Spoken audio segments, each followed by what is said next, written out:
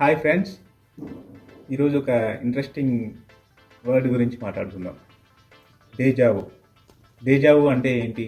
మీరు ఎప్పుడైనా కొత్త ప్రదేశానికి వెళ్ళినప్పుడు ఇది నాకు ముందే తెలిసిన ప్రదేశం అనిపించిందా? లేదా ఏదైనా ఎవరికైనా చెబుతున్నప్పుడు అదే మాట ఇంతకు ముందే చెప్పానా అని అనిపించిందా? డేజావు అనేది ఒక వింత అనుభూతి. డేజావు ఫ్రెంచ్ పదం. దీని అర్థం ముందే చూసిందే అని అర్థం.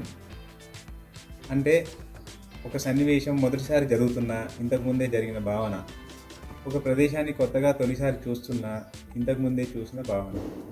కొన్ని పరిశోధనలు ఇలా చెబుతున్నాయి.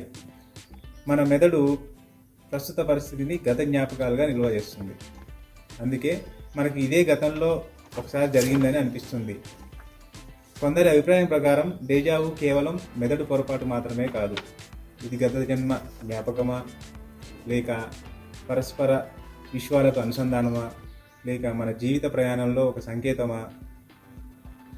రీసెర్చ్ ప్రకారం 60-70% మంది తమ జీవితంలో కనీసం ఒక్కసారైనా డేజావు అనుభవిస్తారు.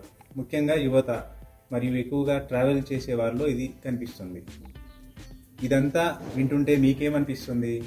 నిజంగా మెదడు చేసే పొరపాట, లేక మరో విచిత్రమైన రహస్యమా? మీ అభిప్రాయం ఏంటో కామెంట్లో చెప్పండి. Thank you friends.